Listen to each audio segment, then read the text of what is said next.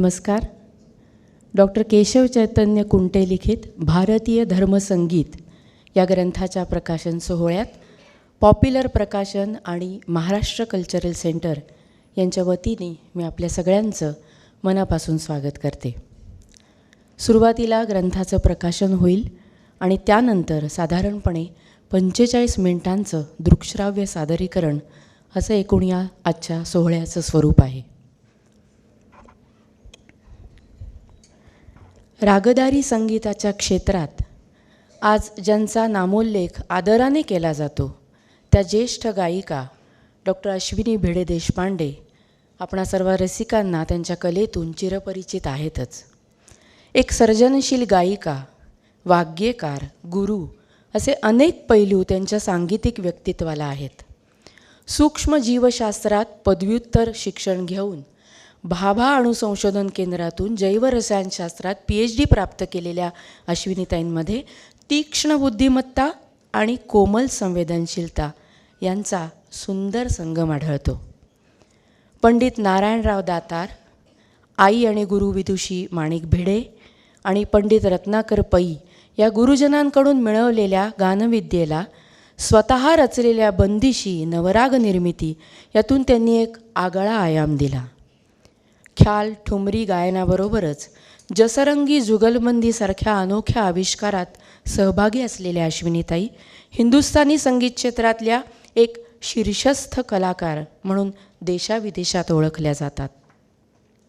संगीत नाटक अकादमी पुरस्कार, राष्ट्रीय कुमार गंधर्व सन्मान, गानतपस्विनी मोगूबाई कुर्डीकर सन्मान अशा अनेक पुरस्कारांनी सन्मानित असलेल्या अश्विनीताई स्वतः उत्तम लेखिका आहेत. राग रचनांजली या बंदिश संग्रहांचे 2 खंड संगीत क्षेत्रातल्या अभ्यासकांना माहीत आहेतच, पण विशेष म्हणजे शास्त्रज्ञ मादाम क्युरी यांच्या चरित्राचा त्यांनी केलेला अनुवादही अतिशय गाजला आहे. संस्कृत स्तोत्र रचना, पुष्टीमार्गी हवेली पदे, हिंदी आणि मराठी संतरचना इथपासून अगदी असमी बोरगीतपर्यंत भक्तिसंगीताचे अनेक प्रकार तन्मयतेने गाणाऱ्या अश्विनीताई आज भारतीय धर्मसंगीत या ग्रंथाच्या प्रकाशनासाठी आम्हाला लाभणे हा एक उत्तम भाग्ययोग आहे.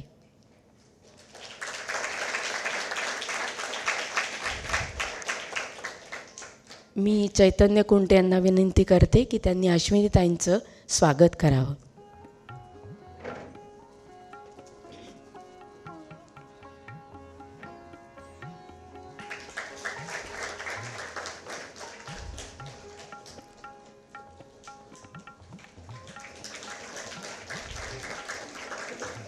धन्यवाद.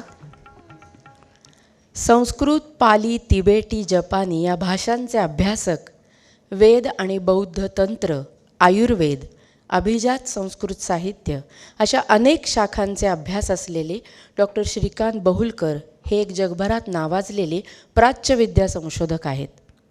टिळक महाराष्ट्र विद्यापीठ, डेक्कन कॉलेज, पुणे येथे संस्कृत, पाली आणि बौद्ध विद्या विषयांचे अध्यापन त्यांनी अनेक दशके केले आहे.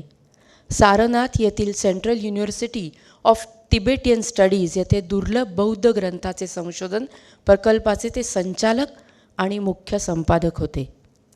जपान, चीन, Britain, America, Canada, Germany, Israel अशा अनेक देशातील विद्यापीठात अध्यापन आणि संशोधन कार्यात सहभागी असलेल्या डॉक्टर बहुलकर यांनी हार्वर्ड विद्यापीठाच्या डिव्हिनिटी स्कूलमध्ये मानद प्राध्यापक आणि ऑक्सफर्ड विद्यापीठाच्या हिंदू अध्ययन केंद्रामध्येही अभ्यागत प्राध्यापक म्हणून कार्य केले आहे.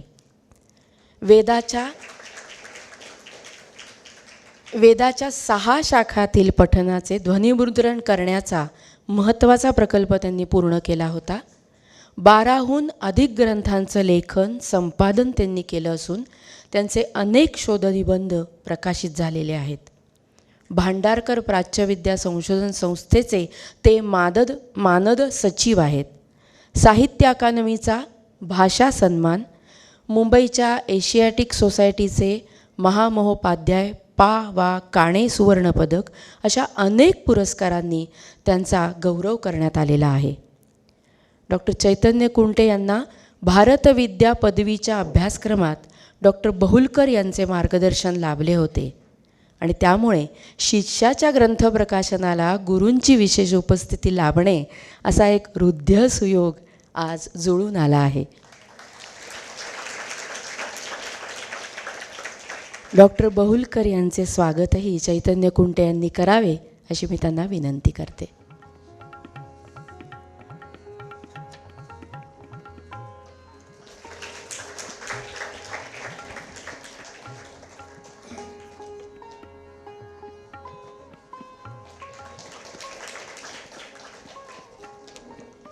धन्यवाद. भाषा विज्ञान, इंग्रजी साहित्य आणि सौंदर्यशास्त्र या अभ्यासशाखातले अग्रगण्य विद्वान म्हणून आपले स्थान निर्माण करणारे डॉक्टर मिलिंद मालशे यांनी अनेक दशके IIT पवई मुंबई येथे अध्यापन केलं आहे.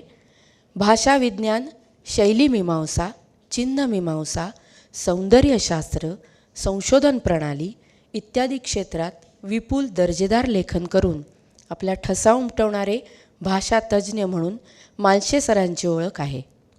साहित्याभ्यासाची शैलीलक्षी पद्धत, आधुनिक भाषा विज्ञान, सिद्धांत व उपयोजन, वर्णनात्मक भाषा विज्ञान, स्वरूप व पद्धती, आधुनिक समीक्षा सिद्धांत, प्रयोगकलांसाठी संशोधन पद्धती, ॲस्थेटिक्स ऑफ लिटररी क्लासिफिकेशन हे त्यांचे काही महत्त्वपूर्ण ग्रंथ आहेत.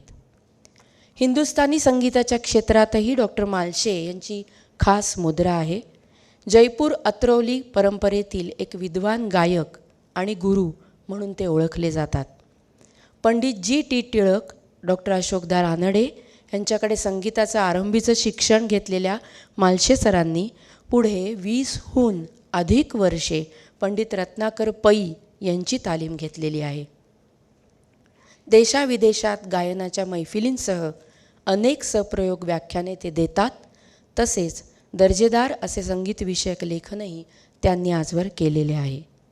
संगीत आणि संस्कृतीकडे विवेकनिष्ठेने पाहणाऱ्या मालशे सरांची या ग्रंथप्रकाशनाला विशेष उपस्थिती लाभणे यात मोठेच औचित्य आहे. मालशे सरांचे स्वागत चैतन्य कुंटे यांनी करावे अशी मी त्यांना विनंती करते.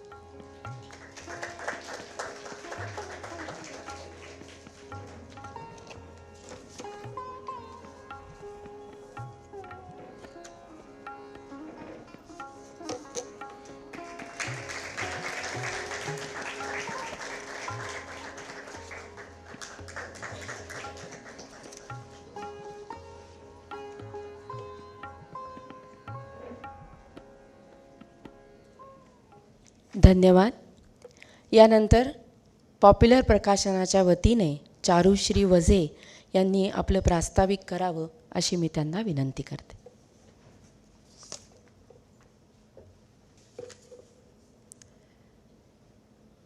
नमस्कार. उपस्थित सर्व मान्यवरांचं, संगीत श्रेष्ठींचं, अभ्यासकांचं आणि सर्व रसिकांचं मी पॉप्युलर प्रकाशन संस्थेच्या वतीने हार्दिक स्वागत करते आणि संस्थेच्या वतीनेच हे मनोगतही व्यक्त करते. ललित साहित्य कृतींच्या प्रकाशनाने 1952 साली पॉप्युलर प्रकाशन संस्थेच्या मराठी प्रकाशन विभागाची सुरुवात झाली. ललित साहित्याबरोबरच ललितेतर साहित्य कृतींच्या प्रकाशनाकडेही पॉप्युलरचा सुरुवातीपासूनच कल राहिलेला आहे.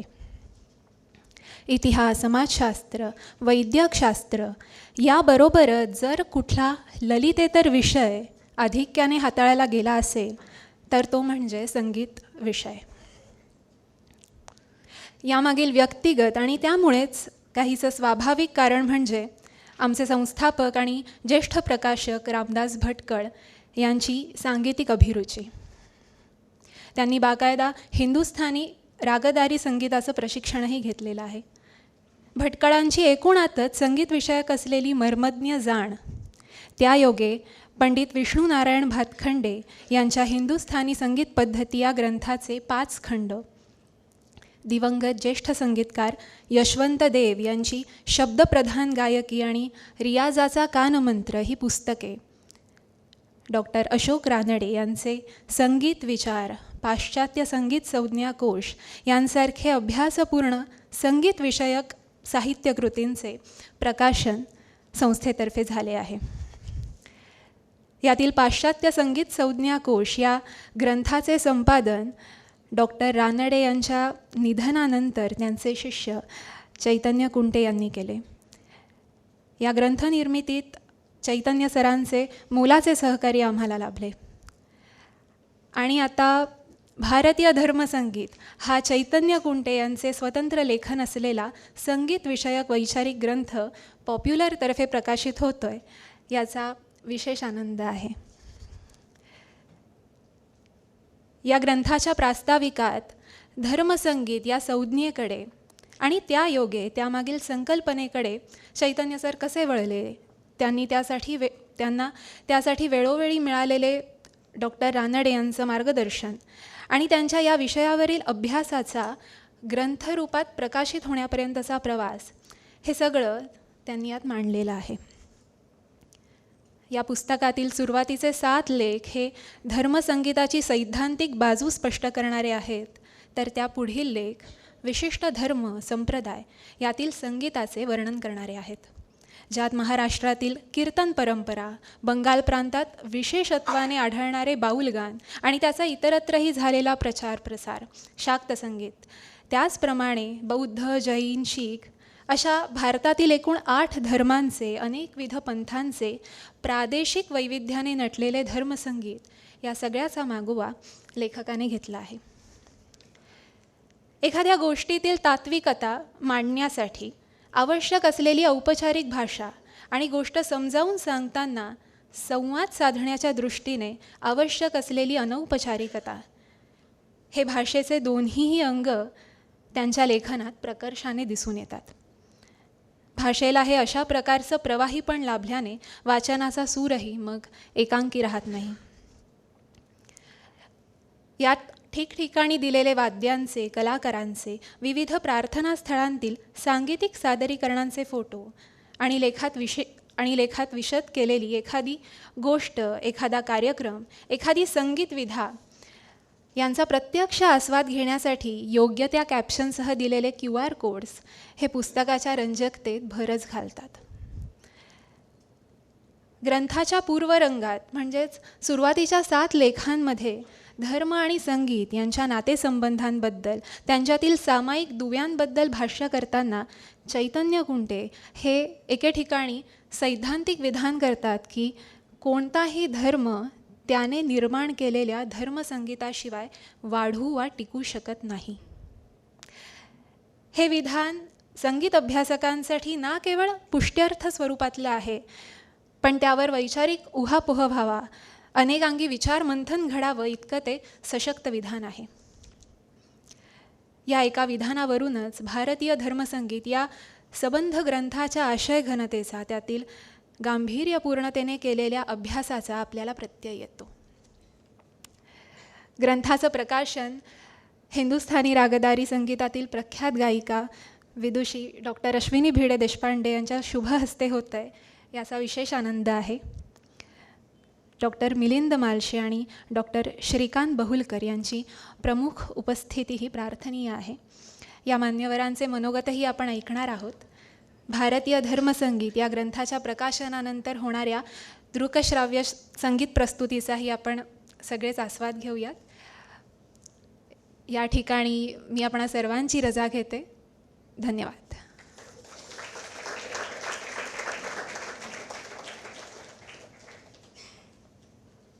धन्यवाद. आता यानंतर डॉक्टर केशव चैतन्य कुंटे लिखित भारतीय धर्मग्रंथ या ग्रंथाचं प्रकाशन डॉक्टर अश्विनी भिडे देशपांडे यांनी करावं अशी मी त्यांना विनंती करते.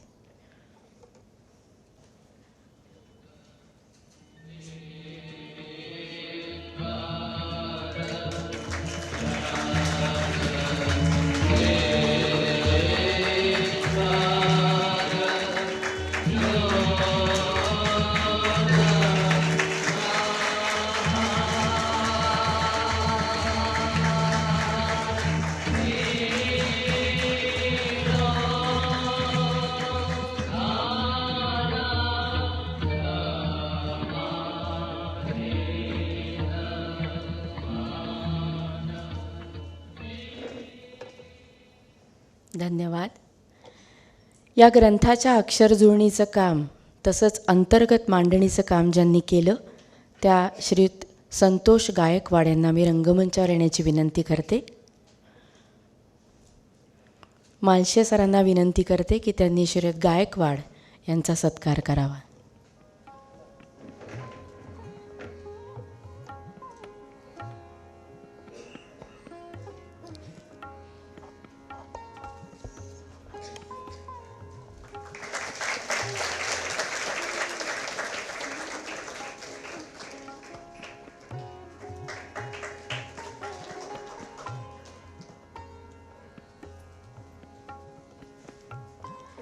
या ग्रंथाचं मुखपृष्ठ संदीप देशपांडे यांनी केलं आहे, परंतु काही कारणामुळे ते आज येथे उपस्थित राहू शकलेले नाहीत. आता मी विनंती करते की डॉक्टर श्रीकांत बहुलकर यांनी त्यांचं मनोगत व्यक्त करावं. आजच्या या प्रकाशन समारंभाच्या प्रमुख अतिथी डॉक्टर अश्विनीताई,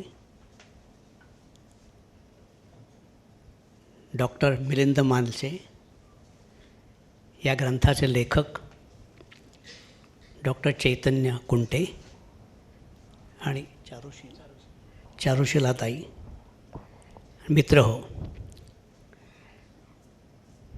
या ग्रंथाचे लेखक हे अतिशय चांगले अभ्यासक आणि संगीतकार. पॉप्युलर प्रकाशन याचे संस्थापक हेही चांगले संगीत तज्ज्ञ. ज्यांच्या हस्ते हे प्रकाशन होणार आहे त्या या संगीत क्षेत्रात त्यांचं स्थान फार मोठं आहे. डॉक्टर मिलिंद मालशे भाषा विज्ञानाचे अभ्यासक पण संगीताचे दर्दी. आणि सगळ्या ह्यामध्ये संगीताशी काहीही संबंध नसलेली माझ्यासारखी व्यक्ती ही गोष्ट मला जरा विसंगतच वाटते. मला संगीत काहीही कळत नाही, फक्त दोनच गोष्टी कळतात: गाणं सुरू झालं आणि गाणं संपलं. तरीसुद्धा चैतन्य कुंटे यांच्या या पुस्तकाच्या प्रकाशनाला हजर राहण्याची मी मान्यता दिली आनंदाने. त्याचं कारण या पुस्तकासंबंधी मी काही बोलू शकेन असं नाही, पण त्यांच्याबद्दल मला अतिशय आदर वाटतो, कौतुक वाटतं. तो आदर व्यक्त करण्यासाठीच मी त्यांच्या या सूचनेचा स्वीकार केला आहे. मी गेले काही वर्ष त्यांना पाहतो आहे. संस्कृतचा अभ्यास केला, भारतीय विद्येचा केला. अनेक वर्ष तेव्हापासूनच संगीताची आराधना, आता ललित कला केंद्रामध्ये अध्यापन आणि कार्यक्रम, त्याचबरोबर संगीत तज्ज्ञता, संगीताचे प्रात्यक्षिक मैफल आणि संगीतासंबंधी लेखन, या सगळ्या गोष्टी एकत्र जात नाहीत. पण हे अतिशय चांगला संयोग त्यांच्यामध्ये आहे. विद्वत्ता आहे, संगीत तज्ज्ञता आहे, पण सर्वात महत्त्वाचं म्हणजे अतिशय नम्रता पण आहे. काही काही लोकांच्या डोक्यात फार हवा जाते लवकरच, त्यांच्या डोक्यात ती गेली नाही आणि जाणार पण नाही. हे पुस्तक मी आत्ताच काल मिळालं, मला नुसतं चाळलं, कारण माझ्यासारख्याला ते वाचायलाही वेळ लागणार, समजायला तर कठीणच आहे आणि पचायला आणखीच कठीण वाटणार आहे. पण मला अतिशय आनंद झाला की एखाद्या विषयाचा अभ्यास किती सांगोपांग करता येतो. त्यातल्या प्रकरणांची यादी मी पाहिली. जरी ते मुळामधले वेगवेगळे लेख असले तरीसुद्धा त्या सगळ्याचा एक आकृतिबंध त्यांनी केलेला आहे. आणि आत्ताच सांगितल्याप्रमाणे प्रास्ताविकामध्ये धर्मसंगीत म्हणजे काही कल्पना फार चांगल्या प्रकारे मांडलेली आहे.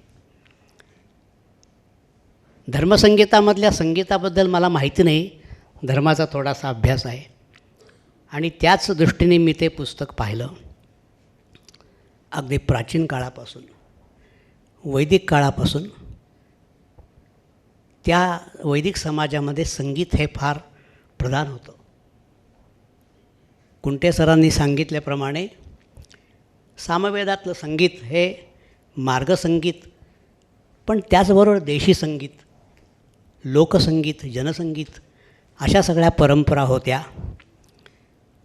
आणि ह्या परंपरा आपल्याला नृत्यामध्ये दिसतात, संगीतामध्ये दिसतात, इतर कलांमध्ये दिसतात आणि शास्त्रांमध्ये दिसतात. हा सगळा ज्याला आपण मार्गसंगीत म्हणतो तशा प्रकारचा जो सगळा प्रत्येक कला आणि शास्त्राचा जो प्रकार आहे ती एक प्रतिष्ठित परंपरा असते. आणि लोकसंगीत हे त्या मानानं अप्रतिष्ठित असतं. कधीकधी त्या दोघांमध्ये एक संघर्ष होतो, हे श्रेष्ठ का ते श्रेष्ठ. पण इतिहासामध्ये आपल्याला दिसतं की हे आदानप्रदान चालतं.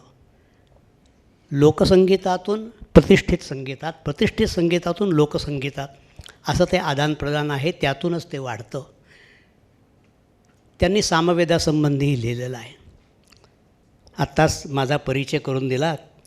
त्यामध्ये 6 वेदांच्या शाखांचं ध्वनिमुद्रण करण्याचं संयोजनाचं काम मी केलं खूप वर्षांपूर्वी, 40 वर्षांपूर्वी. त्यामध्ये सामवेदासाठी केरळमधल्या नमुद्री परंपरेचं सामगान असं आम्ही निवडलं. आणि जवळजवळ 2 महिने त्याचं आम्ही ध्वनिमुद्रण करत होतो. त्या सगळ्या वेदशाखांच्या ध्वनिमुद्रणाचा एक संच, मुळातला संच कोपनहेगनमधल्या रॉयल ग्रंथालयामध्ये, लायब्ररीमध्ये ठेवलेला आहे. पण त्याचवेळी मी त्या लोकांना अशी एक अट घातली की त्यातला एक संच हा तुम्ही भारतात दिला पाहिजे. आणि तो संच कुठे द्यायचा हे माझ्यावर सोडा. तो सगळा संच 225 60 मिनटाच्या ऑडिओ कॅसेटचा संच हा वेदशास्त्रोत्तेजक सभेमध्ये 1999 साली ठेवलेला आहे. आणि तो अजूनही सुरक्षित आहे. त्यामधलं सामगान हे कुंटे यांनी लिहिलं आहे, त्याच्यामध्ये वेगळं आहे. 3 परंपरा सामगानाच्या, कौथुम राणायनीय आणि जैमिनीय. त्या जैमिनीय परंपरेचं सामगान अगदी त्यांच्यामधला ऋग्वेदाचं पठणसुद्धा खूप वेगळं असतं. त्याच्यावर संगीताचा प्रभाव आणि ते संगीत, त्यांची गाणं पद्धती ही इतरांपेक्षा वेगळी असते. पण कशाकरता हे पाहिजे वेदाच्या संबंधामध्ये, तर त्याचा यज्ञाशी संबंध म्हणजे धर्माशी संबंध. त्यात 2 प्रकार. एक ज्याला काय कर्मकांडात्मक प्रकार, रिच्युअलिस्टिक आस्पेक्ट. कारण ते सामगान हे देवतांची स्तुती करण्यासाठी असते. सामगान असं म्हटलं की लोकांना वाटतं की वा वा काय काय छान गोष्ट आहे. भारतीय संगीत त्या सामगानातून निर्माण झालेलं आहे. त्यांनी योग्यप्रमाणे सांगितलं आहे की हा एक अंश आहे. भारतीय संगीत, हिंदुस्थानी संगीत आणि दक्षिणी संगीतसुद्धा पूर्णपणे वैदिक संगीतातून निष्पन्न झालेलं नाही. त्यामध्ये त्या वेळेला इतर प्रवाह मिसळले. आणि ते का मिसळले? शेवटी कर्णमधुरता, समजणं. एकाने मला सांगितलं, विचारलं की सामगान मला ऐकायचं आहे, ऐकायचं का? म्हणलं ऐकता येईल, पण छान वाटताना. म्हणलं छान वाटत नाही. तुम्ही अर्धा तास ऐका तर तुम्हाला लक्षात येईल की कंटाळाल तुम्ही. कारण ती पद्धत आपल्याला माहिती नाही. जसं काही लोकांना शास्त्रीय संगीत कळत नाही आणि ते म्हणतं आहे काय चाललं आहे. समजलं तर तो आनंद आहे. हे मार्गी संगीताचं वैशिष्ट्य असतं. पण लोकसंगीत हे माझ्या मते लोकांना आवडणारं, लोकांच्या आवडीनुसार बदलणारं असतं. आणि म्हणून म्हटलं की दोन्ही प्रवाह एकमेकात मिसळतात. कुंटेंनी याच्यामध्ये लक्ष्मणशास्त्री द्रविडांचा उल्लेख केला आहे, जे सामवेदी होते. महाराष्ट्रात जे थोडे सामवेदी त्यातले ते एक. पण त्यांनी खूप प्रकार केले, प्रयोग केले. आणि आधुनिक म्हणजे भारतीय संगीत हे कसं सामवेदात आहे हे दाखवायचा त्यांनी प्रयत्न खरं म्हणजे खटाटोप केला, यशस्वी खटाटोप केला. त्यामुळे अशा प्रकारे इतिहासाचा, कालाचा विपर्यास करणं काही बरोबर नाही. हे सगळं त्यांनी लिहिलं आहे. अनेक धर्मांमधल्या संगीताचं हे करताना त्यांची भूमिका मला जे दिसले ती एक तटस्थतेची आणि अभ्यासकाची आहे. कारण धर्माधर्मामध्ये पुन्हा भेद असतात आणि अभिनिवेश असतात. तशी संगीतामध्ये सुद्धा घराण्यांमध्ये अभिनिवेश असतो. पण चांगले संगीतकार जसे एका घराण्याचं शिकलं दुसऱ्या घराण्याचं शिकतात, तशाच प्रकारे ह्या संगीताच्या बाबतीत झालं आहे. तसं सगळ्याच ज्ञानाच्या बाबतीत झालेलं आहे. प्राचीन भारतीय शास्त्र आणि कला यांच्यामधलं हे जे आदानप्रदान आहे, इतर लोकांचं जे काही घेतलेलं आहे ते कसं आलं आणि आपण आत्मसात कसं केलं हे अतिशय पाहण्याची जरूर आहे. वराहमिहीर नावाचा एक फार मोठा ज्योतिषी शास्त्रज्ञ होता. त्यानं सांगितलं की आमचं जे शास्त्र आहे ते वैदिक लोकांपासून घेतलं, तसं म्लेच्छांपासून सुद्धा घेतलं आहे. त्याप्रमाणे म्लेच्छामध्ये सुद्धा ते शास्त्र आहे, तेही पूज्य आहेत. तशाच प्रकारची उदारदृष्टी आपल्याला संगीताच्या बाबतीत दिसते. तिथे धर्म आडवा येत नाही. अनेक उस्ताद ते धार्मिक होते, मुस्लिम होते, पण त्यांच्याकडे हिंदू होते. हिंदू शिष्य गुरु होते, त्यांच्याकडे मुस्लिम शिष्य होते. अशा प्रकारची उदारता असल्यामुळे, आदानप्रदान असल्यामुळे हे संगीत वाढलं आणि धर्माच्या आश्रयानं वाढलं. प्रत्येक ठिकाणी आपलं असं दिसतं की जसा उत्तम आत्ता विधान केलं की धर्मामुळे संगीताला उजाळ मिळतं, संगीतामुळे धर्म टिकतो. आणि याचं आपल्याला उदाहरण दिसतं. त्यांनी लिहिलं आहे त्यामध्ये, पुष्टिमार्गीय वल्लभ संप्रदायाचं मंदिर आहेत गुजरातमध्ये. सकाळपासून रात्रीपर्यंत तिथे संगीत चालतं, स्तुती चालते, गाणं चालतं, भजन चालतं. आणि माझ्या थोड्याशा माहितीप्रमाणे त्यांचे रागही वेगळे आहेत, ते नेहमीच्या रागासारखे नाहीत. हे सगळं धर्माच्या आश्रयाने झालेलं आहे. केवळ भारतातच नाही, इतरत्रही आहे. थोडासा माझा अभ्यास, त्यांनी सांगितलं जपानी तिबेटी भाषांचा फारसा अभ्यास नाही आहे, पण त्या परंपरांचा अभ्यास करताना साहजिकच त्यातल्या शास्त्र आणि कला ह्यांचा थोडासा परिचय झाला. तिबेटी परंपरेचा माझा थोडासा संबंध आहे, धर्मशालेला जाणं येणं आहे, किंवा सारनाथमधल्या इन्स्टिट्यूटमध्ये मी त्यांचं संगीत आणि नृत्य, म्हणजे लामा लोक आहेत, धर्मगुरू आहेत, भिक्षू आहेत, पण त्यांना संगीताची आणि नृत्याची आवड आहे, गायनाची आवड आहे. आणि ते तसा पाहतात. वस्तुतः भगवान बुद्धांनी असं सांगितलं आहे की भिक्षूंनी नृत्य, गीत आणि वाद्य हे श्रवण करता कामा नये, कारण त्यांचं मग मन विचलित होतं. पण तो जरी नियम असला तरी आपण पाहतो की परंपरेमध्ये तसं राहिलेलं नाही. उलट ते लोकसंगीत तिथे आलं आणि त्या बहरलेलं आहे. आणि ते सगळ्या अतिशय चांगल्या प्रकारे ते त्याचा सादर करतात. त्यांच्या सगळ्या कार्यक्रमामध्ये ते असतं. तोच प्रकार जपानमध्ये आहे.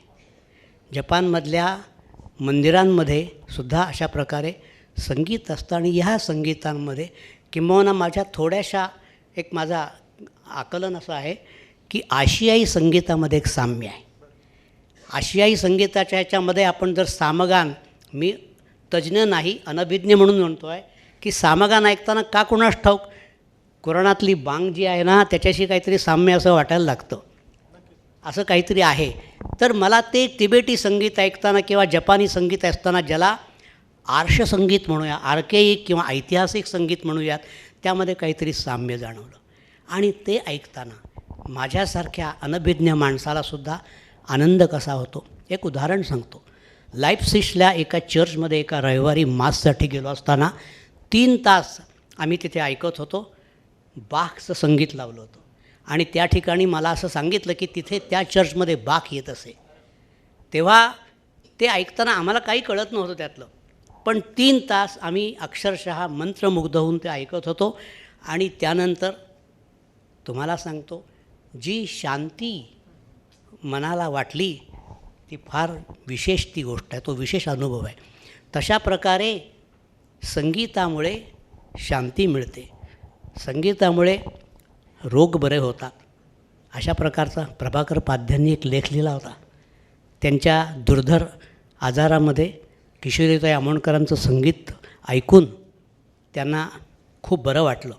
अशा प्रकारे ह्या संगीतानं प्रत्येक देशामध्ये धर्माच्या आश्रयाने वाढ, त्याच्यामध्ये आपलं स्थान मिळवलं आहे, धर्मामध्ये स्थान मिळवलं आहे. लोकांमध्ये स्थान मिळवलं आहे. ह्या सगळ्या धर्मसंगीताचा अभ्यास करणारं हे एकमेव माझ्या माहितीप्रमाणे पुस्तक आहे. मराठीत तर आहेच, इंग्रजीत आहे की नाही मला माहिती नाही. तर अशा पद्धतीने त्यांनी हे पुस्तक लिहिलं. असंच त्यांनी लिहित राहावं, त्यांना मी माझ्या शुभेच्छा देतो. एक तज्ज्ञ नसतानाही मी काहीतरी जी काही विधानं केली असतील त्याबद्दल आपण मला क्षमा करा. धन्यवाद.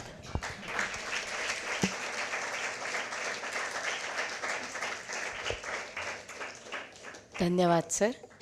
आता मी विनंती करते डॉक्टर मिलिंद मालशे यांनी आपल्याशी संवाद साधावा.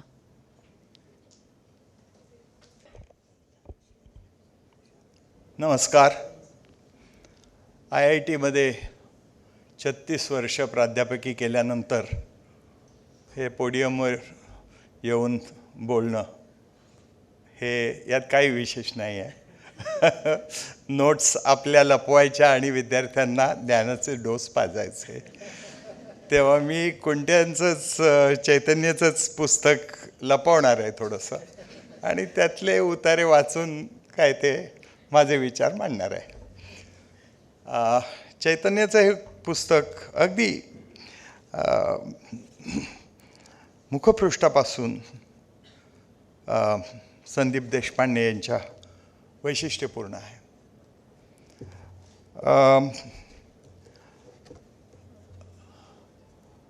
आजच्या सांस्कृतिक वातावरणात बोलू नये असे काही गोष्टी सांगाव्या लागणार आहेत. आपली संस्कृती संमिश्र आहे, विशुद्ध नाही. कुठलीच संस्कृती विशुद्ध नसते, सनातन तर कधीच नसते. तेव्हा ह्या दोन भूमिका कृपया लक्षात ठेवा. हे पुस्तक वाचताना तुम्हाला जागोजाग प्रत्यय येईल की अशुद्ध होण्यामध्ये काय व्हॅल्यू असते. संगीतामध्ये तुम्ही जिथे जिथे रागाच्या मागे शुद्ध असं लावता ते सगळे राग अशुद्ध आहेत. शुद्ध कल्याणमध्ये शुद्ध काहीही नाही, शुद्ध सारंगमध्ये शुद्ध काहीही नाही. जिथे शुद्ध लावण्याची वेळ येते त्याचा अर्थच असा आहे की तिथे काहीतरी सस्पिशियस घडतं आहे, काहीतरी त्याच्यामध्ये गोंधळ आहे. कुठलाही राग बदलत असतो, कुठलीही परंपरा बदलत असते. धर्म, तुम्ही जरूर एक पुस्तक वाचा, कहाणी मानवाची म्हणून, आणि धर्म या विषयावरचं मानवाचं जे काही चिंतन असेल, कसे धर्म ही एक संस्था आहे मानवी जीवनातली, फार महत्त्वाची संस्था आहे. त्याच्यामुळे लोकांचे आयुष्य बदलून गेले आहेत. काही लोक त्याच्यामुळे निराधार झालेले आहेत, काही लोकांना आधार मिळाला आहे. तेव्हा असा काही एक निष्कर्ष धर्मावरून कृपया काढू नये. धर्माचा उद्देश एक असतो, पण धर्माचे खरोखर काय परिणाम होतात हे सांगता येत नाही. अनेक प्रकारची धर्मयुद्ध खेळलीच गेली नसती जर धर्माचा नीट विचार करून लोकांनी आयुष्य जगलं असतं. दुसरं एक वैशिष्ट्य असं आहे की या संमिश्रतेबरोबरच श्रद्धा नावाची एक गोष्ट आहे, आणि धर्मासाठी श्रद्धा आवश्यक असते, सर्वच धर्मांच्या बाबतीत आवश्यक असते. पण सुरुवातीचं मी म्हटलं त्याप्रमाणे एक संभाषण, हे पुस्तक तर तुम्ही जरूर पहिल्या पानापासून शेवटच्या पानापर्यंत वाचायलाच पाहिजे, अगदी मनोगतापासून समारोपापर्यंत. आणि त्यातला एक संवाद असा आहे, आमचे गुरु डॉक्टर अशोक रानडे आणि चैतन्य यांच्यामधला. तर त्यांनी रानडे सरांना सांगितलं की मला विषय सुचवा PhDच्या अभ्यासासाठी. तर म्हणाले धर्मसंगीत. सर म्हणाले धर्मसंगीत. चैतन्याने प्रश्न विचारला, आणि हे एकमेव उदाहरण नाही आहे. या प्रकारची सिम्प्टोमॅटिक अशा प्रकारची संभाषणं रानडे सर आपल्या सर्व शिष्यांची करत असत. तर चैतन्य म्हणाले, मी काही फारसा सश्रद्ध नाही. धार्मिक कर्मकांड पूजा उपचारांकडे तर मी पाठच फिरवलेली आहे, मग हा विषय मी का घ्यावा. तर सर म्हणाले, म्हणूनच तर तुला तो विषय सांगितला. तेव्हा एक विशिष्ट प्रकारचा अभ्यास करण्यासाठी आता यांनी उल्लेख केला, तटस्थता पाहिजे. त्याच्यापासून काही अंतर ठेवणं आवश्यक आहे. तुम्ही त्यात गुंतायला लागलात भावनिकदृष्ट्या. म्हणजे PhD साठी विषय निवडताना एक विषय की आपल्या गुरुवर संशोधन करू नका. का करू नका? तुम्हाला तर इतकी गायकी माहिती आहे त्यांची, त्यांचं संगीत माहिती आहे, का करू नका? कारण तुम्हाला तटस्थता येऊ शकणार नाही. संशोधनात्मक तटस्थता अत्यावश्यक आहे. भारतीय संस्कृतीचा अभ्यास करण्यासाठी तुम्ही केवळ भारतीय असलंच पाहिजे असं काहीही नाही. तटस्थतेतून बाहेरून दर्शन घेणं हे सुद्धा फार महत्त्वाचं आहे. आणि त्या तऱ्हेचं दर्शन तुम्हाला अनेक ठिकाणी सापडेल. तुम्ही सश्रद्ध असा, अश्रद्ध असा, धर्मावर विश्वास ठेवू नका, पण तटस्थता आवश्यक आहे. आणि ती एक डिसिप्लिनेरियन, त्याला आपण अभ्यास शाखीय असा मराठीत शब्द वापरू. संशोधन आणि अभ्यास ह्या गोष्टी केवळ श्रद्धेने साध्य होत नाहीत. त्यासाठी तटस्थता पाहिजे. त्या विषयाला आपण बाहेरून दर्शन घेता यायला पाहिजे. आणि हा विषय नवीन आहे. 100 वर्षामध्ये, 125 वर्षामध्ये अँथ्रोपॉलॉजी हा विषय, कल्चरल अँथ्रोपॉलॉजी, एथनॉग्राफी, असे अनेक त्याचे व्हेरियंट्स आहेत. त्या विद्याशाखेचा आधार घेऊन, आणि रानडे हे त्यातल्या आघाडीचे अभ्यासक होते.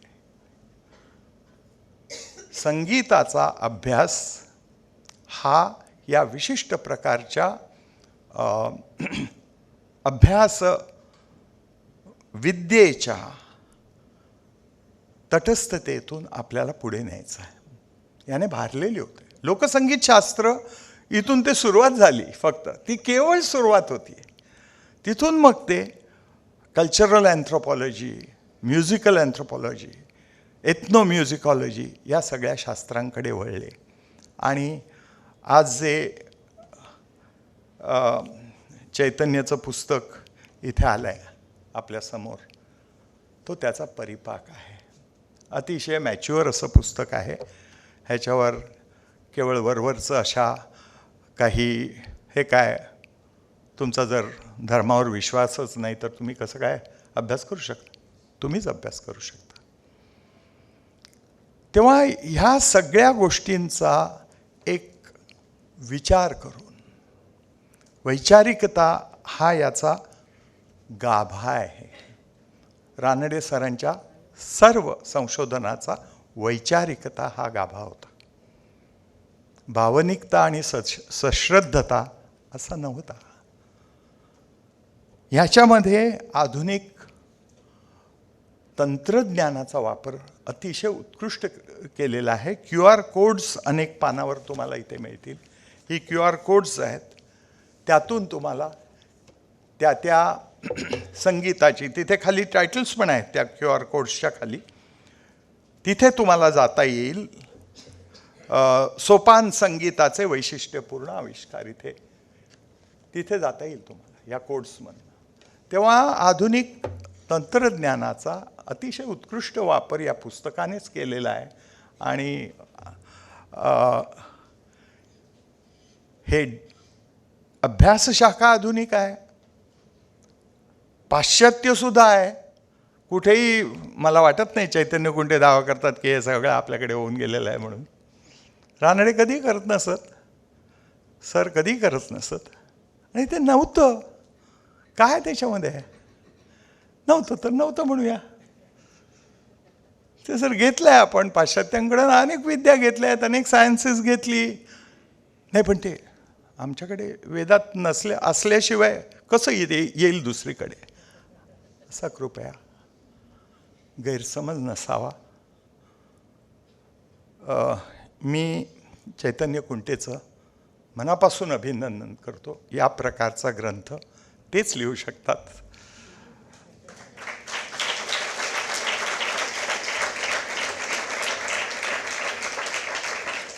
आपण सर्वांनी हे पुस्तक अथपासून इतिपर्यंत जमेल तितक्या वेळा वाचावं. धन्यवाद.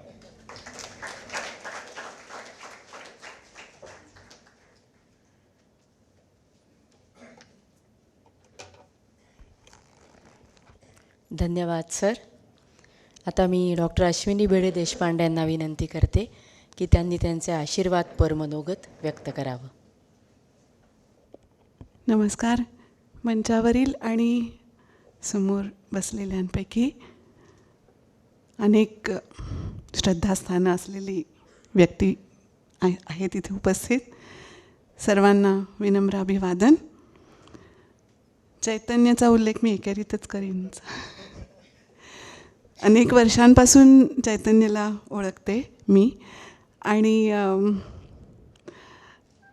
आधी पहिल्यांदा ह्या पुस्तकाच्या निर्मितीबद्दल त्याचं अभिनंदन करते आणि शुभेच्छाही व्यक्त करते की अशीच ह्या पुढेही अनेक त्याच्याकडून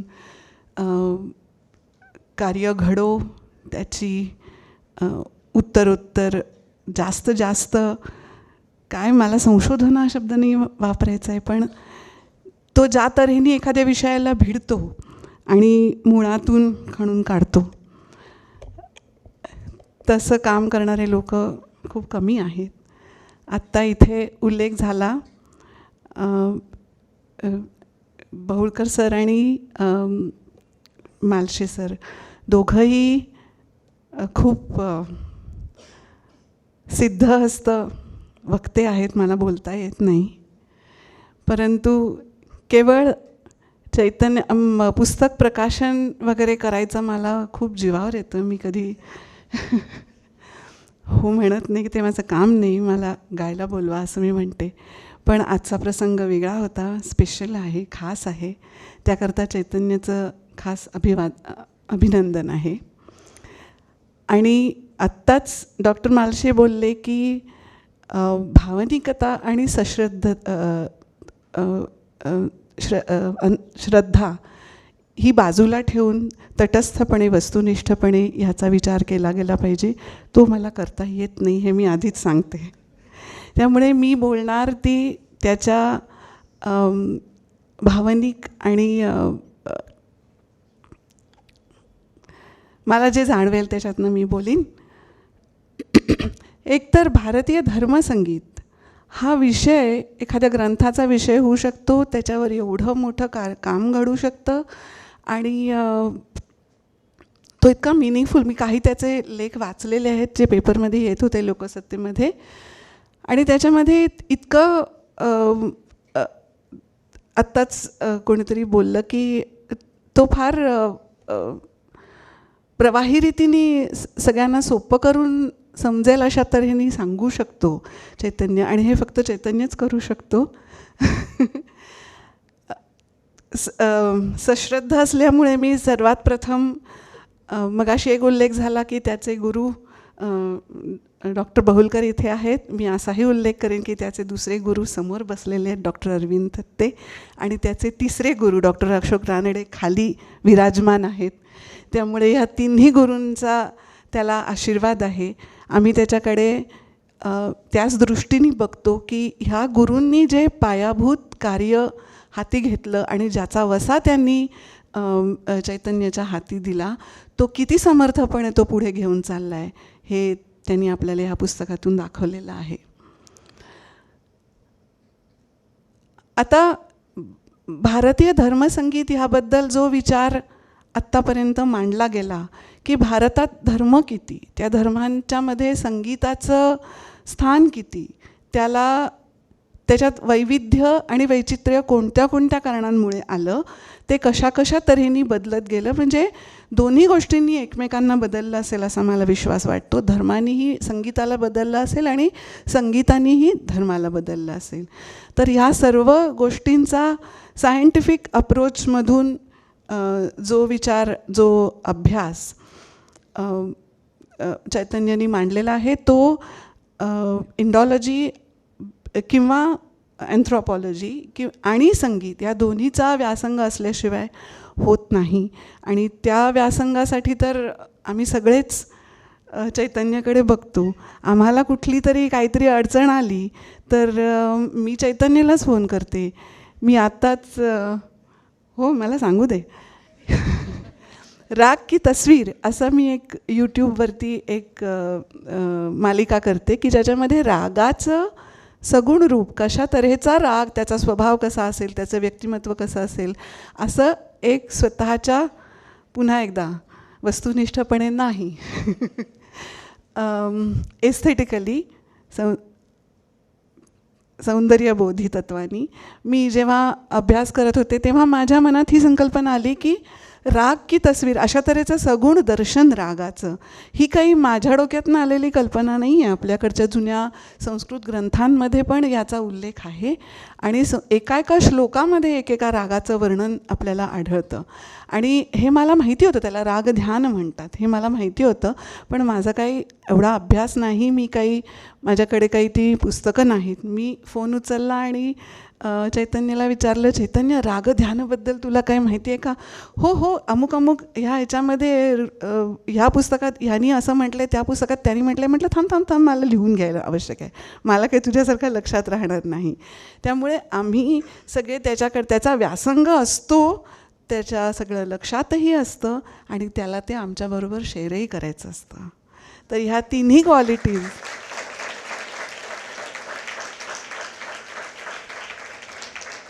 हा चैतन्याचा मोठेपणा आहे. खरं तर आमच्या भारतीय संगीतामध्ये धर्म या विषयाला खरंच खूप गौण स्थान आहे असं मला वाटतं. 70च्या दशकामध्ये प्राध्यापक म वा धोंड यांनी एक भाषण दिलेलं आहे. ते भाषण कुणासाठी दिलं आहे? म वा धोंड म्हणजे काही म्युझिशियन नव्हेत किंवा म्युझिकॉलॉजिस्ट नव्हेत, पण त्यांचाही व्यासंग असाच होता, अफाट होता. आणि त्यांनी मुंबईतल्या म्युन्सिपल शाळांमधल्या म्युझिक टीचर्सकरता भाषण दिलेलं आहे. आणि भाषणाचा विषय आहे प्रबंध, ध्रुपद आणि ख्याल. हो, अगदी मुळातून अगदी 36 पानी छोटीशी त्याची पुस्तिका आहे. आणि त्याच्यात ते म्हणतात की भारतीय संगीतामध्ये हिंदू किंवा मुस्लिम, आता मी ह्या दोनच प्रातिनिधिक धर्मांबद्दल सांगते कारण त्यांनी तेवढंच म्हटलेलं आहे त्याच्यामध्ये, असा भेदभाव नसतो. प्रत्येक हिंदू गाणारा पंडित जो असतो त्याला मियाँ तानसेनशी नातं जोडायचं असतं किंवा कुठल्या तरी उस्तादाशी बरोबर व्हावी असं वाटत असतं. नाही तर तो हरदासी कीर्तनकार बनून राहील अशी त्याला भीती वाटते. म्हणून त्याला उस्तादी परंपरेतलं गाणं आपल्याला यावं असं वाटत असतं. आणि कुठलाही मुसलमान गायक किंवा कलाकार जो असतो, संगीतकार जो असतो, त्याला स्वामी हरदासाशी नातं जोडायचं असतं. त्याचं कुठल्या ना कुठल्या तरी पिढीत स्वामी हरिदासांच्या पासूनची आमची कितवी तरी पिढी असंच ते सांगतात. अगदी उस्ताद अल्लादिया खान ह्यांचंसुद्धा 8वे वंशज का 9वे वंशज कोणीतरी ते स्वतःच सांगत, त्यांनी स्वतः लिहून ठेवलेलं आहे. शांडिल्य गोत्रीय ब्राह्मण होतो आणि आमचं अंजनी सूत्र जानवं घालत असत वगैरे वगैरे. 5 वेळा नमाज पढणारा माणूस आहे. परंतु असं आहे की संगीतकारांचा ह्या घटनेच्या पुष्ट्यर्थ प्रोफेसर देवधरांनी पण एक कथा लिहून ठेवलेली आहे की ते म्हणतात की अलाहाबादला गेलो होतो मी प्रयाग संगीत समितीच्या कामासाठी आणि माझ्यासारखे इतरही अनेक संगीतकार तिथे आलेले होते. तर सकाळी उठून मी मॉर्निंग वॉकसाठी बाहेर पडलो आणि गंगा काठाकडे जात असताना समोरून एक व्यक्ती धुतलेल्या कपड्याचा पिळा खांद्यावर टाकून लगबगीने परत येताना दिसली. जवळ आल्यानंतर पाहिलं ते होते उस्ताद अल्लाउद्दीन खान, म्हणजे रविशंकरांचे गुरुजी. त्यांना विचारलं, अरे उस्ताद जी, इतनी सुबह सुबह कहाँ गए थे आप? तो बोले मैं गंगा स्नान करने गया था, आज एकादशी है ना. तर देवधरांनी स्वतः लिहिलं आहे ही गोष्ट. मी स्वतः ब्राह्मण, मला नाही माहिती आज एकादशी आहे, मला नाही गंगा स्नान करावं असं वाटलं, पण उस्ताद अल्लाउद्दीन खान गंगा स्नान करून आले कारण आज एकादशी आहे. ते त्यांच्या गावामध्ये शारदा मातेच्या देवळामध्ये रोज जात होते, हेही सगळ्यांना माहिती आहे. सांगण्याचा मुद्दा फक्त भास्कर बुवा बखले पुन्हा एकदा ब्राह्मण संगीतकार फैज महम्मद खां साहेबांच्या घरी राहून शिकले, नथ्थन खां साहेबांच्या घरी राहून शिकले, त्यांच्या कुटुंबामधले एक होऊन. अच्छा, तो किस्सा पण सांगण्यासारखा आहे. नथ्थन खान साहेब म्हैसूर दरबारचे गायक म्हणून रुजू व्हायला म्हैसूरच्या दरबारात गेले. बरोबर आपल्याबरोबर स्वतःची 5 मुलं, 5 मुलगे गाणारे. विलायत हुसेन खान प्राणपिया ह्या त्यांचा सर्वात धाकटा मुलगा. तर मोठा मुलगा अब्दुल्ला खान यांना बरोबर घेतलं होतं आणि भास्कर बुवा बखलेंना बरोबर घेतलं होतं. आता म्हैसूरच्या राजदरबारात राजेसाहेबांशी गाठ पडली, हा पहिलाच प्रसंग. आणि नथ्थन खां साहेब ओळख करून देतात, ये मेरा बेटा भास्कर और ये मेरी औलाद अब्दुल्ला. म्हणजे आमच्या संगीत क्षेत्रामध्ये हिंदू मुस्लिम ह्याला काही आधारच नाही आहे. त्याच्यामध्ये कुठेही हिंदू किंवा मुस्लिम गायक किंवा हिंदू गायक असा भेदभाव नाही आहे, आजही नाही आहे. त्याही म्हणजे अनेक वर्षांपासून धोंडांच्या लेखामध्ये धोंड म्हणतात की मियाँ तानसेन हा जन्मला तानसेन म्हणून, पण तो नंतर मियाँ झाला का, तर हा मुलगा छोटा असताना बोलत नसे, गुंगा होता, तर तो बोलत नव्हता म्हणून त्याला कुठल्या तरी फकीराच्या पायावर घातलं.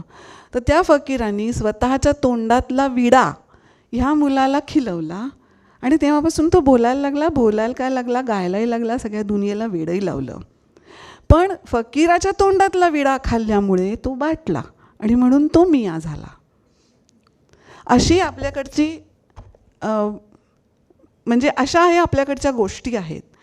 परंतु मियाँ तानसेनांनी जे गाणं गायलं किंवा म्हणजे कुठल्याही हिंदू पंडितांनी जे गाणं गायलं, मुसलमान उस्तादांनी जे गाणं गायलं, ते भारतीय होतं. त्यांना हिंदू किंवा मुस्लिम किंवा कुठल्याही धर्माचा रंग नव्हता. हे मवा धोंड आपल्या आर्टिकलमध्ये लिहितात.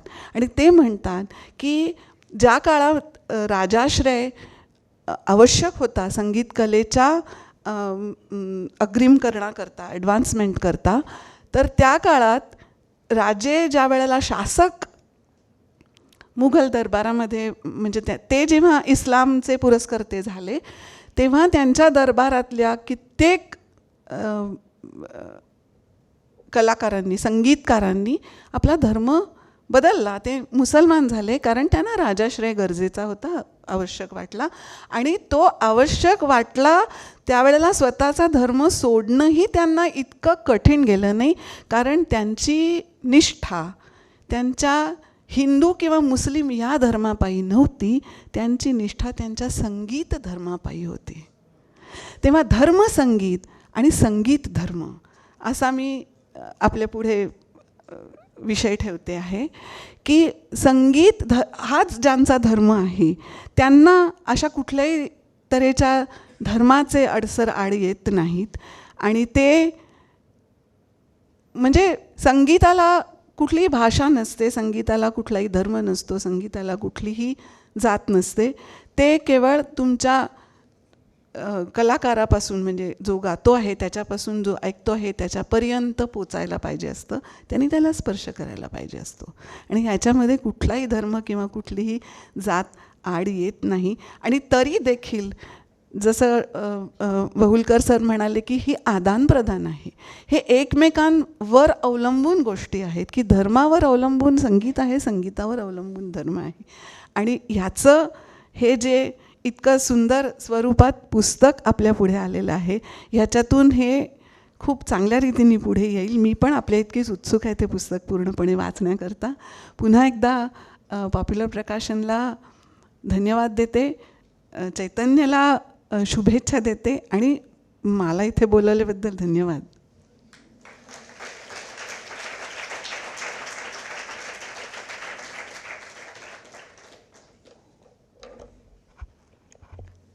धन्यवाद ताई. हे पुस्तक चैतन्य कुंटेच लिहू शकतात असा आत्ताच उल्लेख झाला आहे. यातच सगळं काय ते आलं आहे खरं तर. पण तरीसुद्धा चैतन्य कुंटे यांचा एक थोडक्यात परिचय मी आपल्याला करून देते.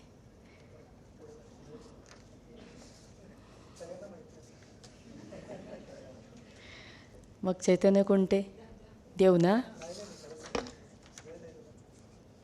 डॉक्टर केशव चैतन्य कुंटे म्हणजे चैतन्य कुंटे हे हार्मोनियम वादक, बंदिशकार, संगीत रचनाकार, संस्कृती संगीतशास्त्राचे अभ्यासक आणि गुरु असे एक बहुपेडी व्यक्तिमत्व आहे. विख्यात हार्मोनियम वादक डॉक्टर अरविंद थत्ते, गायक पंडित मोहनराव कर्वे आणि ज्येष्ठ संगीतशास्त्री डॉक्टर अशोकदा रानडे यांच्या तालमीमधून भारतीय संगीताचा कलापक्ष आणि शास्त्रपक्ष या दोन्हीची व्यापक दृष्टी त्यांना लाभलेली आहे. चैतन्य कुंटे हे संगीत अलंकार असून इतिहास, भारतविद्या, पुरातत्वशास्त्र या विषयात त्यांनी MA आणि MPhil केलं आहे. प्रार्थनास्थळातील संगीताचा संस्कृती संगीतशास्त्रीय अभ्यास या संशोधनासाठी त्यांना संगीत विषयात डॉक्टरेट प्राप्त झालेली आहे. टप्पा गायकी या विषयावरील संशोधनासाठी सांस्कृतिक मंत्रालयाच्या पाठ्यवृत्तीचे ते मानकरी होते. उत्तम हार्मोनिक वादक म्हणून नावाजलेल्या चैतन्य कुंटे यांनी एक बंदिशकार म्हणून प्रचलित व अप्रचलित रागतालात अनेक गानप्रकारांच्या वैशिष्ट्यपूर्ण बंदिशी रचल्या आहेत. त्यापैकी 300 बंदिशी राग चैतन्य या ग्रंथाच्या 2 खंडात प्रकाशित झाल्या आहेत.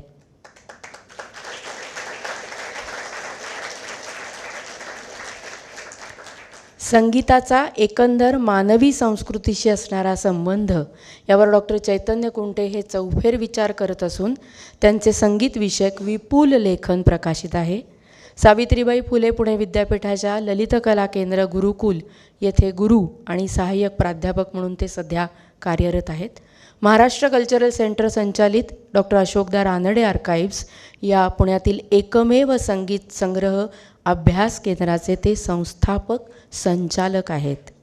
पंडित गोविंदराव पटवर्धन स्मृती पुरस्कार, केशवराव भोळे संगीतकार पुरस्कार, वसंतोत्सव पुरस्कार, रोहिणी भाटे नृत्य संगीतकार पुरस्कार, म्युझिक फोरम रिसर्च अवॉर्ड, सरदार आबासाहेब मुजुमदार पुरस्कार, मास्टर कृष्णराव स्मृती पुरस्कार असे अनेक सन्मान डॉक्टर चैतन्य कुंटे यांना लाभलेले आहेत. आज प्रकाशित झालेला त्यांचा भारतीय संगीत हा अभ्यासपूर्ण ग्रंथ या विषयावरचा मराठीतला पहिलाच ग्रंथ आहे आणि हा ग्रंथ संगीत क्षेत्रात मोलाची गुणात्मक भर घालेल अशी आम्हाला खात्री आहे.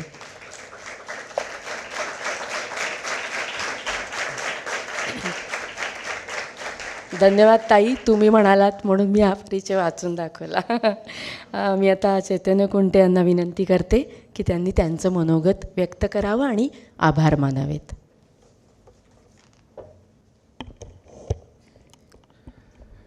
खरं सांगू का, हे सगळे ज्येष्ठ लोक जे बोलत होते तेव्हा मला असं वाटत होतं की हे नेमकं कोणाबद्दल बोलत आहेत. ते कुठल्या तरी वेगळ्याच व्यक्तीबद्दल बहुतेक बोलत आहेत.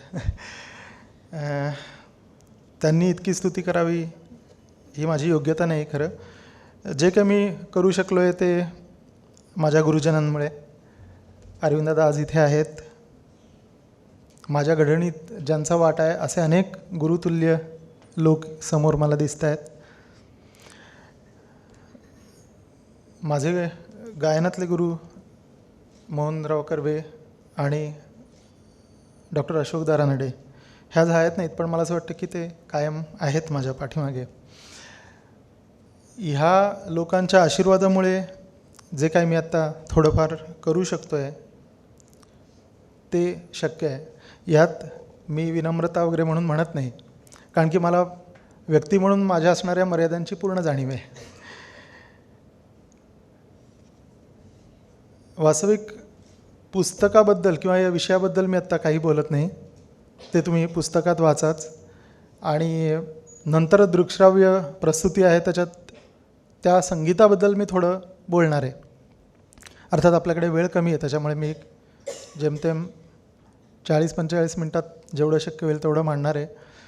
वास्तविक विषय खूप मोठा आहे. म्हणजे एक एक धर्म घेऊन त्याचं संगीत हाच तीन तासाचा विषय होऊ शकतो. म्हणजे मागे एकदा सुधीर नायक हार्मोनियम वादक मित्र जे आहेत त्यांच्या संस्थेसाठी त्यांनी एक प्रेझेंटेशन माझं ठेवलं, इस्लामचं संगीत असा विषय होता. आणि त्यावरती बोलत गेलो आणि जवळपास 2.5-3 तास झाले. मी एक नमुना ऐकवत गेलो आणि बोलत गेलो. तर प्रत्येक धर्माचं संगीत हा इतका व्यापक विषय आहे. पण आता नंतर त्याची थोडी चुणूक आपण पाहू. आणि ह्या पुस्तकामध्ये सुद्धा जे काही मांडलं गेलं ते परिपूर्ण आहे असं नाही, त्यात भरपूर शक्यता आहेत अजून. मी म्हणतो की मी फक्त सुतोवाच केलं आहे. ह्याच्या पुढे बरेच मोठा भाग बांधला जाऊ शकतो, त्याच्यावर कळस चढू शकतो.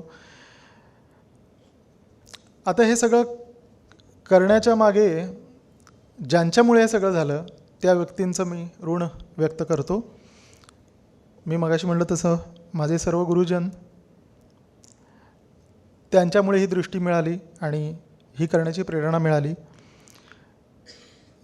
डॉक्टर रानडेंनी तर मार्गदर्शन केलंच, पण PhD करण्याचा प्रत्यक्ष जेव्हा विषय आला तेव्हा ते हयात नव्हते. आणि मी पुणे विद्यापीठात जेव्हा रजिस्ट्रेशन केलं तेव्हा आमच्या डॉक्टर शुभांगी बहुलीकर त्या गाईड म्हणून लाभल्या आणि त्यांचं खूप उत्तम सहकार्य मला मिळालं. म्हणजे त्यांनी कधीही माझ्या विषयात वाईट अर्थाने ढवळाढवळ केली नाही.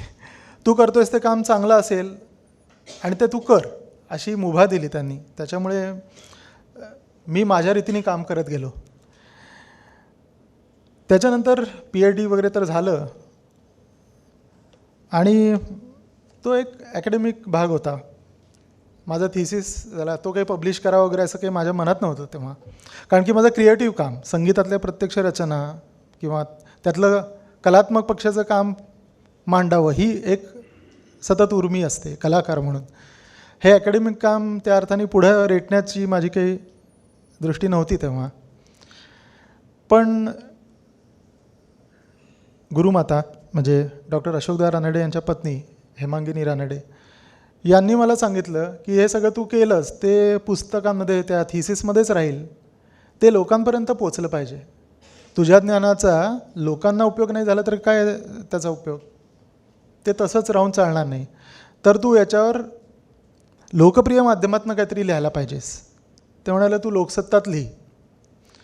तर मी आधी जरा टाळमटाळ केली की काय माझं काही पिंड असा लोकप्रिय काहीतरी लिहिण्याचा असा नाही. मी जे काही संगीतातही करतो ते ऑफबीट असतं, ते पॉप्युलर नसतं त्या अर्थाने, ते जाणकारांसाठीचं काम असतं.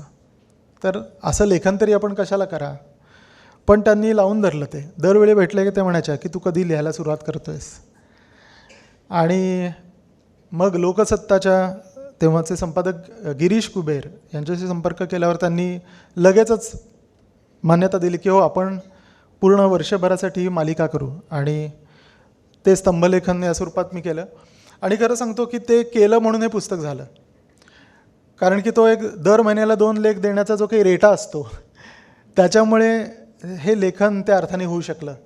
नाहीतर माझ्या इतर कार्यक्रमांच्या किंवा क्रिएटिव्ह एंडेव्हर्सच्या बाकीच्या सगळ्या धबडग्यात असं लेखन काही होऊ शकलं नसतं. त्यामुळे त्या अर्थाने ही टोचणी देणाऱ्या हेमांगिनी रानडे आणि त्याला पूर्णत्व देण्यासाठी जे आवश्यक ते कोंदण देणारे गिरीश कुबेर लोकसत्ताचे यांचेही आभार मानतो. आणि पहिला लेख छापून प्रसिद्ध झाला तेव्हा पॉप्युलर प्रकाशनच्या अस्मिता मोहिते त्यांनी लगेचच मला हे केलं की हे छान आहे, आपण ह्याचं पुस्तक करूया. आता वास्तविक आजचा काळ असा आहे की लेखकांना प्रकाशक शोधावे लागतात. बऱ्याचशा लोकांना पदरमोड करून पुस्तक काढावं लागतं. तर माझ्या सुदैवाने ही वेळ माझ्यावर आली नाही आणि पॉप्युलरनी स्वतःहून हे पुस्तक काढलं आणि इतकं देखण्या रूपात काढलं. नाहीतर आज खरं तर वाचक वर्ग कमी झाला आहे, त्यामुळे पुस्तक निर्मिती कमी होत चालली आहे, त्याचा दर्जाही खालावतो असं दिसतं. अशा काळात पॉप्युलरनी इतकं चांगलं काम हे केलं. मग अशी सगळ्यांनीच म्हटलं तसं मुखपृष्ठापासून पूर्ण पुस्तकाची बांधणी वगैरे सगळं फार सुंदर केलं आहे. आणि या कामात मी संतोष गायकवाड यांचे मुद्दामून आवर्जून आभार मानतो. कारण की तसं पुस्तकाचं DTPचं जे काम असतं ते मी केलेलंच होतं, म्हणजे तसंच प्रूफ त्यांच्याकडे पाठवलं होतं. पण हे काम तसं सोपं नाही, कारण की याच्यात QR कोड आहेत, फोटो आहेत, आकृत्या आहेत, त्याचा लेआउट वेगळ्या तऱ्हेने करणं आवश्यक होतं आणि ते त्यांनी अत्यंत चिकाटीने केलं. म्हणजे 3-4 वेळा मी त्यांच्याकडे जाऊन त्यांच्या डोक्यावर बसून एका अर्थाने की मला हे असं हवं आहे, ते तसं आहे, पण ते अत्यंत पेशन्सनी प्रत्येक गोष्ट बारकाईने करत होते. त्यामुळे त्यांना आणि मुखपृष्ठ फार चांगल्या रीतीने करणारे संदीप देशपांडे यांना यांचे आभार.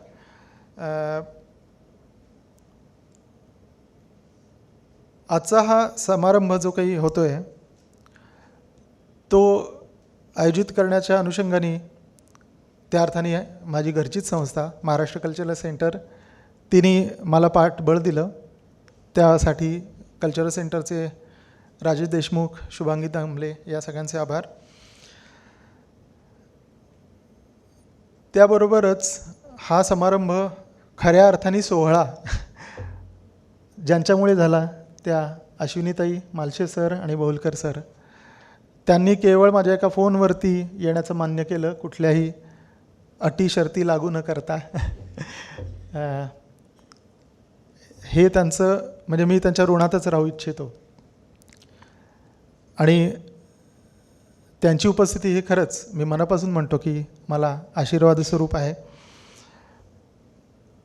या कार्यक्रमाच्या एकंदर आखणीमध्ये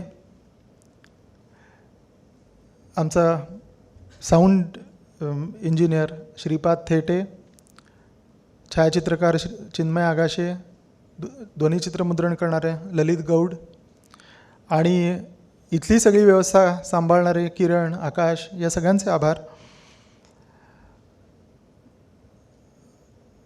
माझे विद्यार्थी त्याच्यामध्ये विशेषतः लीलाधर, माधवी, सौमित्र आणि ही बाकी सगळी विद्यार्थी मंडळी ज्यांनी उत्साहाने असा कार्यक्रम घडतो म्हटल्यावर सर आम्ही काय करू असं लगेच स्वतःहून पुढे आले, या सगळ्यांचे आभार. या कार्यक्रमाबद्दल तुमच्यापर्यंत माहिती पोचवणारी सगळी प्रसिद्ध माध्यमं, वृत्तपत्र या सर्वांचे मनःपूर्वक आभार.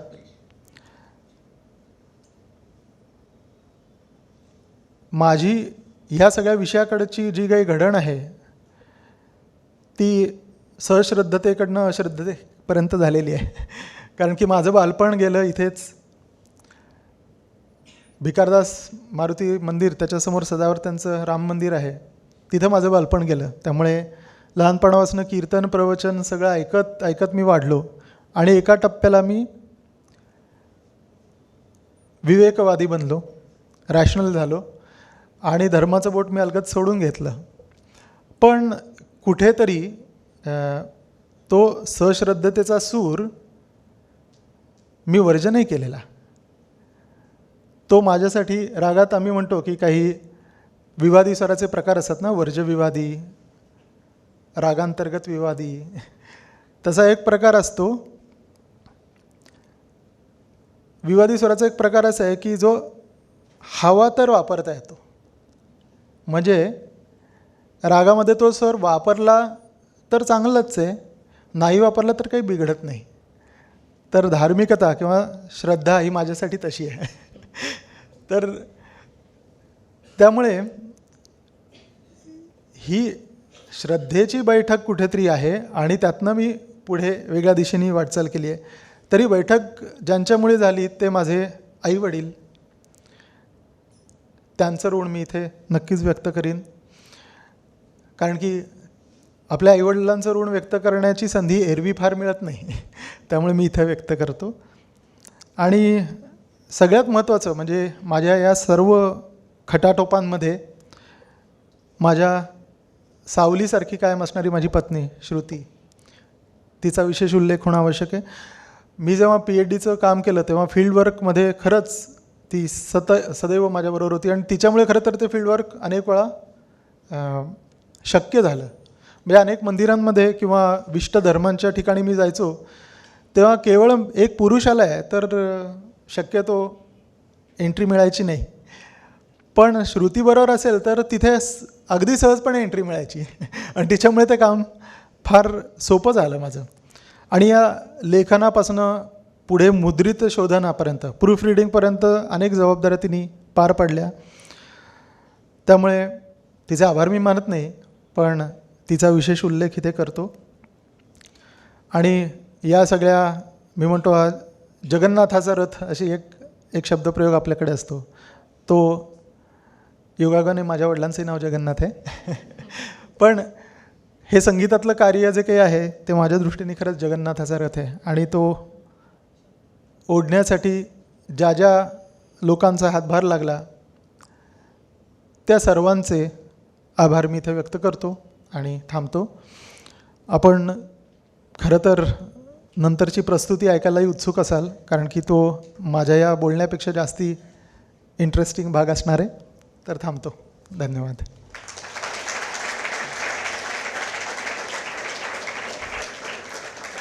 आणि एक औपचारिक भाग म्हणून ज्यांनी सूत्रसंचालन केलं त्या अर्चना आपटे, त्यांचे आभार आणि त्यांना एक भेटवस्तू देतो मी. मी अश्विनी त्यांना विनंती करतो त्यांनी अर्चनाला ही भेटवस्तू द्यावी. अर्चना आपटे ह्या मराठीच्या प्राध्यापिका आहेत आणि आमच्या ललित कला केंद्रात मराठी विषयाचं अध्यापन करतात. स्वतः उत्तम लेखिका आहेत.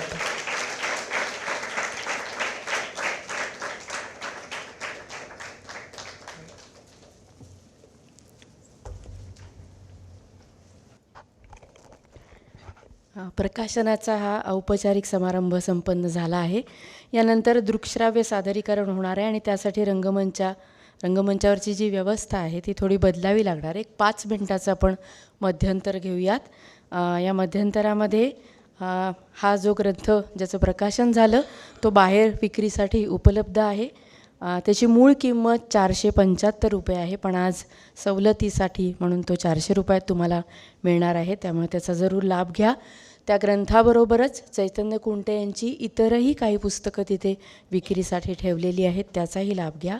एक 5 मिनिटाचं मध्यंतर घेऊयात आणि आपण परत भेटूयात. धन्यवाद.